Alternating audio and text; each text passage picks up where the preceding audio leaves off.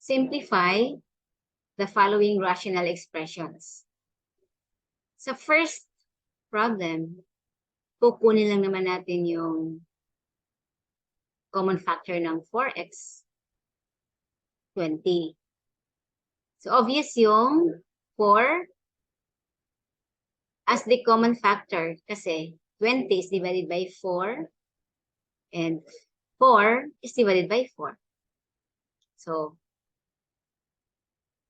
x plus 5. Then, since wala mang common factor, ang n, x and 5, just simply copy this. X plus 5. Then, we have common factor. X plus 5 divided by x plus 5. Just cancel. So, ano yung remaining? We have 4 as the final answer. For number 2, yung common factor natin, meron tayong 3x minus 12. So, 3 is the common factor of 3 and 12.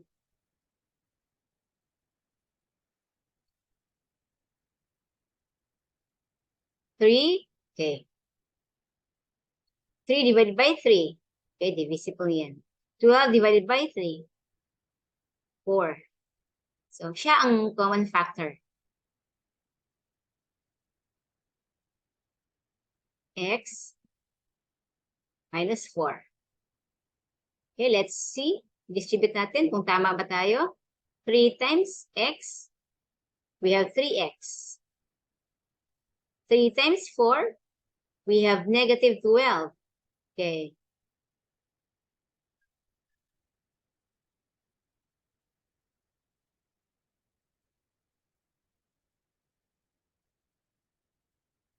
Over.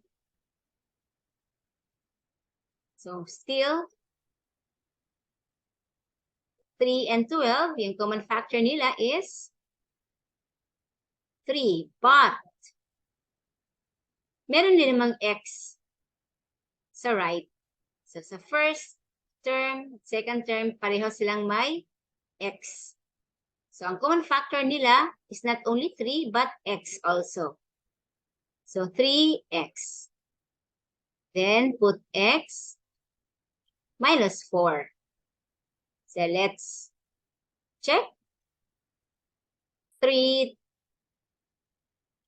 times x, we have 3x squared. Yan. Then, 3 times negative 4, we have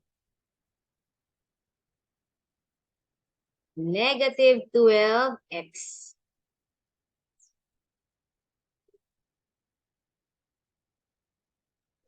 Now, meron bang common factor? Let's divide x minus 4 divided by x minus 4. So, cancel. So, ito pa. 3 divided by 3. Cancel. So, ano ang natira? So, since yung x is nasa ilalim, lagay natin dyan x. Di syempre, lagyan natin ng 1. Para ma-indicate natin, para maintindihan na ang sagot ay fractional form.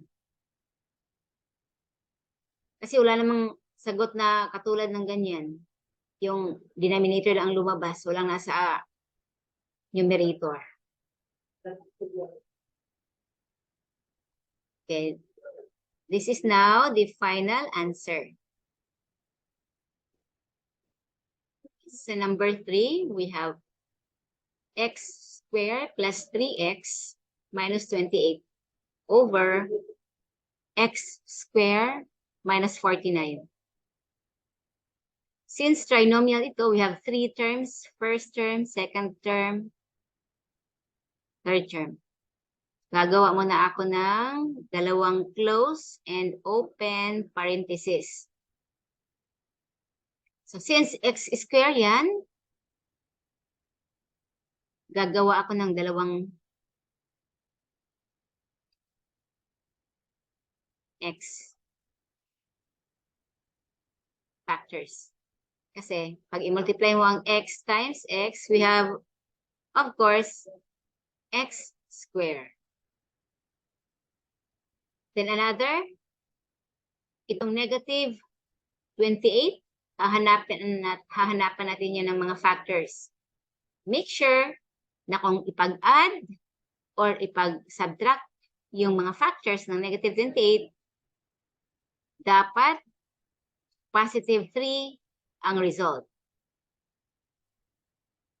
Okay, tingnan muna natin yung mga factors ng negative 28. Okay, first, syempre, negative 1 times 28, negative 28. O di kaya negative 28 times 1. Then another, negative 2 times 14. Diba? Negative 2 times 14, it's negative 28. Or negative 14 times 2, negative 28. Another, negative 7 times 4. Or negative 4 times 7. Ano pa kaya? Ito.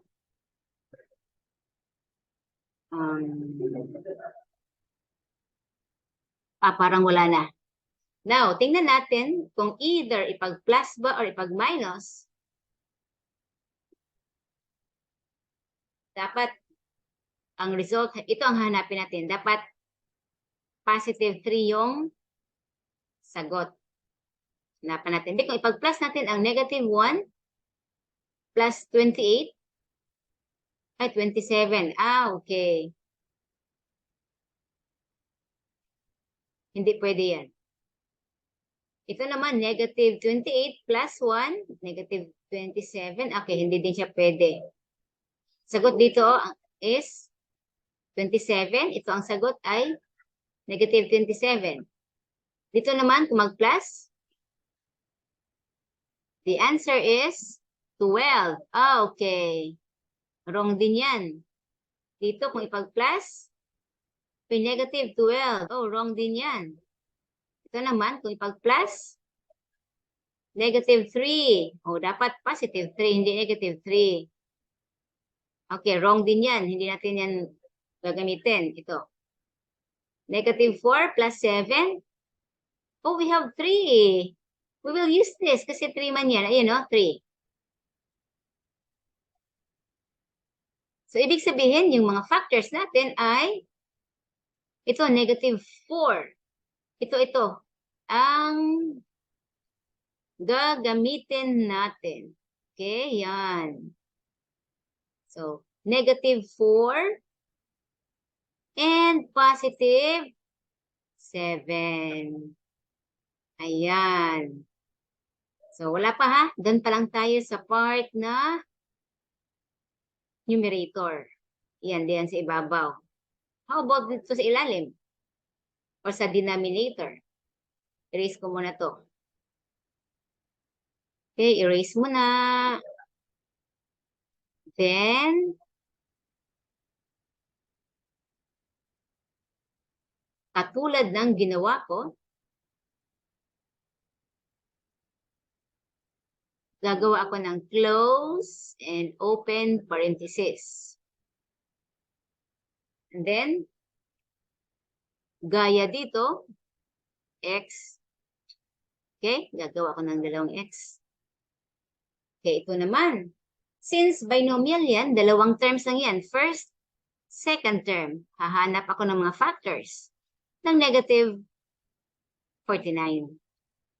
So, ibig sabihin, kung ano man yung mga factors ng negative 49, dapat ang result is 0. Kung ipag-plus or ipag-minus. Okay. So, negative 49. Of course, negative 1 times 49. Positive 49.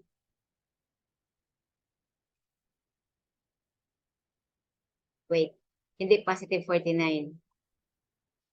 Negative 49 times 1. Another.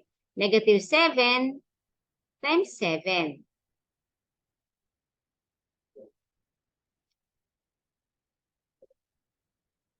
Okay. Try natin. Ipag-plus yan. Lagyan ko ng mga plus signs lahat. Make sure na ang sagot, yung mga factors ay 0 para wala na siyang second term. Wala na siyang sa middle na term dito. Trinomial man yan. Ito trinomial, ito naman ay binomial. Dalawang terms lang man. So, ibig sabihin, dapat yung factors na kung ipag-add mo or minus, ang result is dapat 0. Kasi dalawa lang man sila, oh. Focus na natin is negative 49. Okay. So, negative plus 49, it's 48. Okay, wrong. Hindi natin tatanggapin yan kasi 48 man. Ito, negative 49 plus 1, okay, negative 48. Okay, wrong. Hindi ko din gagamitin. Ito, negative 7 plus 7, of course, 0. So, meaning, since 0 yan, itong dalawang factors na to, which is negative 7 and positive 7. Okay? Kasi pag i-multiply mo yan, the answer is negative 49. Okay? So now, we're not yet done. Which of these factors na meron siyang common sa numerator and denominator? So, very obvious na ang common dyan is x plus 7 divided by x plus 7, of course, cancel. It's 1. And then ang natira is